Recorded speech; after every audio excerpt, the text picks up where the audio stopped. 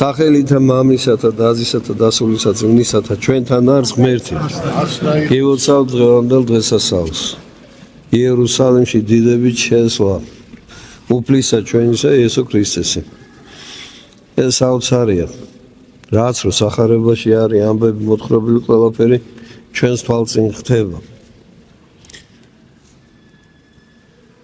ლაზარესა როცა მივიდა ბეთანიაში ბევრი იყვნენ იქ შეკრებილები და სახარება მახარებელი ამბობს რომ არა მხოლოდ უფალთან მოდიოდნენ არამედ 4 დღე მკვდარი ლაზარეს სანახავადაც მოდიოდნენ რამე თუ ხედავდნენ ხილულ სასწაულს და უფრო მეტი კიდევ ინათლებოდა ანუ ქრისტეს მიმდევარი ხდებოდა და როგორც ყოველგვარ სიკეთეს ბოროტისაგან წინააღმდეგობა აქვს და მანქანება გეგმავს და მახეს აგებს ისე სახარებაში პირდაპირ გაცხადებული არის ბევრი ადამიანი იყო რომელიც ბოროტა თუ მზერდა თუ უფალს და შეთქმულებას აწყობდნენ და თუ ლაზარეს იმიტომ რომ სიკეთე საღვთო მადლი და ჭეშმარიტების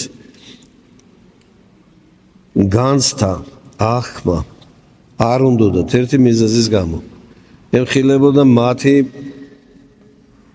ღვთის უყვარულობა გულგრძოვობა და ანგარებიანი შინაგანი მათი მდგომარეობა და აი იერუსალიმში შედის უამრავი ხალხი მოდის და სახედარზე მოციქულებმა თავისი შესამოსელი დაუფინეს ხოლო ადამიანები მოჰკავდნენ პალმის ტოტებს და გზაზე უფენდნენ და იძახდნენ ოსანა კურთხეულს მომავალი სახელითა უფლისათა ოსანა მაღალთა შინა და ბოლოს როცა რომ მაცხოვარი საიდუმლო სერობაზე ეს ნების შვიდეულში უკვე იქნება ეს მსახურებები და სახარება იქნება საკითხული იგივე ხალხი რომელიც რომ მას განადიდებდა იგივე ხალხი უმრავლესობა მოითხოვს რომ ჯვარსაცვან ღმერთის სიმართლისა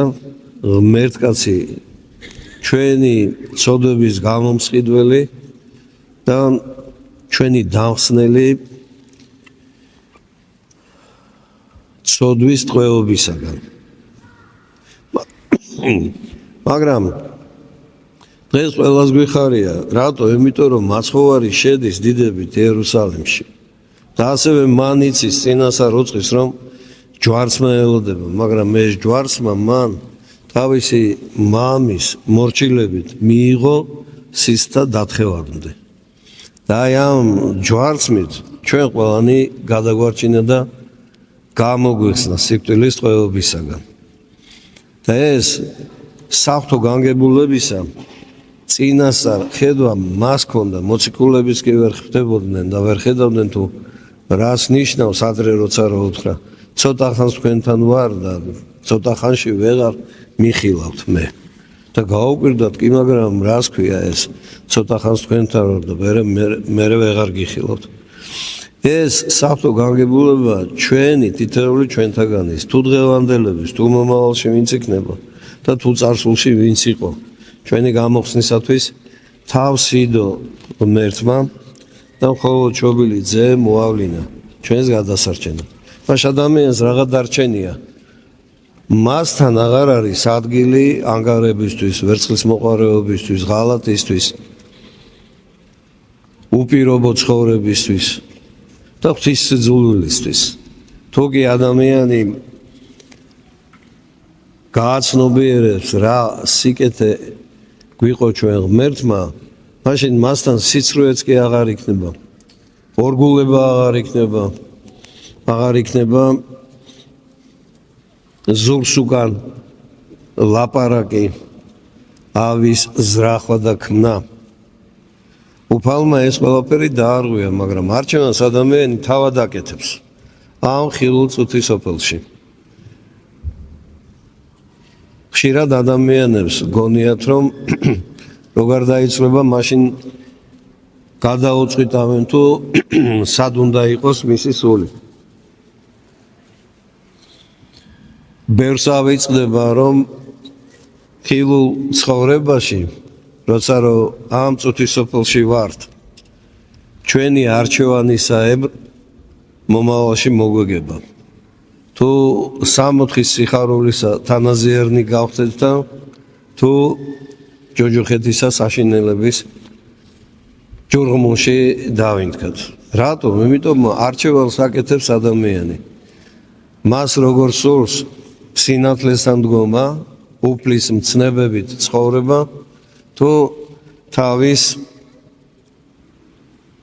ჩვევას აუ განზრახვას როიტყვიან შეღავათი მისეს და ამ ცოდვასთან ერთად იცხოვროს შეუნანებლად ეკლესიის გარეთ ღმერთის სიმართლისაგან შორს და მაცხოვარი დღეს დიდებით შედის იერუსალიმში და ეს წინასახი არის თითეული ამ ხილულ სოფელში სულზე მზრუნველი ადამიანის როცა სული გაეყრება ხორცს ვინც კეთილად იშრომა და იღვაწა ასეთივე დიდებით შევა ზეციურ იერუსალიმში მამათა ცხოვრებებში ბევრი შემთხვევა არის აღწერილი თუ ღირსი მამები წმინდა დედები მამები როდესაც რომ გარდაცვალების სარეცელზე სიკვდილის სარეცელზე იყვნენ და გარდაიცვლებოდნენ ანგელოზთა გუნდი კრებული მიაცილებდა მათ სულს საუფლოში მაგრამ ასევე საეკლესიო გარდამოცემამ ბევრი შემთხვევა იცის მოღვაწე მამები სიკვდილის სარეცელზე როგორ ტიროდნენ და როცა ეკითხებოდნენ მამაო შენ სტირი ხარ და შენს გეშინია პასუხი იყო თავნაბლობისა მაგალითი ნიმუში მამებო ძმებო მე ძალისებრ ჩემისა ვიშრომე მაგრამ სჯავრი უფალს ეკუთვნის მან უნდა გადაწყვიტოს სად იქნება ჩემი სული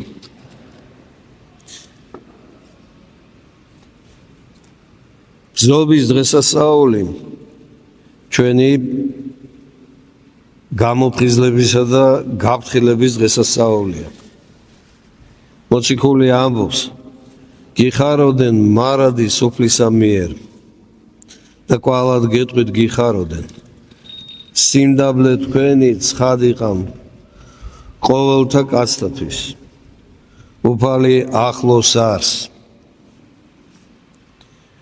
ნურარას ზრუნავთ არამედ ყოვლითა ლოცვითა და ვედრებითა მადლობით თხოვანი ეგე თქვენი საცნაურ იყვნენ ღვთისა მიმართ სიმართლეს გულწრფელობას ამბობს მოციქული სხვანაირად არ იქნება ზეცათა იერუსალიმში შემავალი გზა რადგან ამ ყველაფერს მერე მოსდევს დამშვიდობა მან ღვთისამან რომელი მას ყოველთა გონებათა აღემატება ყოველგვარ გონებას შეზღუდენი გულნი თქვენი და გონებანი თქვენი ქრისტე იესოს მიერ ამ იერიდან ზმანო რამდენი რა არის ჭეშმარიტ რამდენი პატიოსანი რამდენი მართალი რამდენი წმინდა რამდენი საყვარელი რამდენი საქებელი რამდენი სათნო და რამდენი ქებული მას ზრახავდეთ ანუ მხოლოდ კარგს რათაცა იგი ისწავლეთ რაცა იგი ისწავლეთ და მიიღეთ და გესმათ დაიხილეთ ჩემთანა მას იქმოდეთ და ღმერთი მშვიდობისა იყავთ თქვენთანა გონიერი ადამიანი ყოველთვის ყველაფრისაგან ეცდება რომ სულისთვის სარგებელი და სასარგებლო გამოიღოს დღეს აღარ არის ჩვენს შორის ჩვენი პატრიარქი მაგრამ მისი თითეული სიტყვა და მისი თითეული შეგონება ჩვენთვის ცოცხალია, არსად არ წასულა. ჩვენს პატრიარქთან ერთად არ დაფლულა მიწას. იგი ცოცხალია და ყოველთვის გვახსენებს. სამების ტაძრის კურთხევის დღეს საოცარ სიტყვებს ამბობს. სამებაო წმინდაო აღამაგრე ქაი ეკლესიისაი დღეს მიუდრეკელად. უზესთა ეს ბუნებათა სიმაღლეზე ზედა სარწმუნოებისა შენისასა საფუძველსა შეურყევოსა და მაშინა განმაძლიერენ.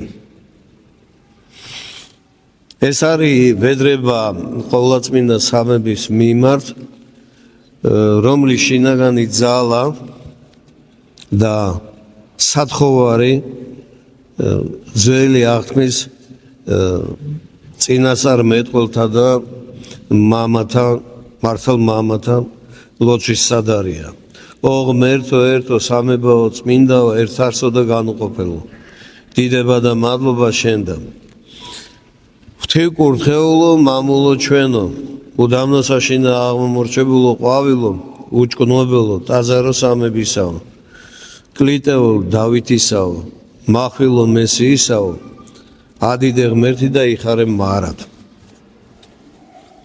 ნამდვილად ესეა.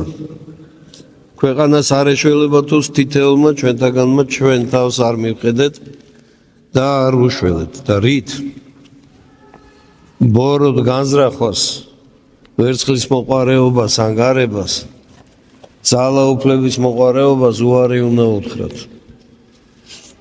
და მოციქულთაგან და სახარებისაგან ნასწავლი ჩვენი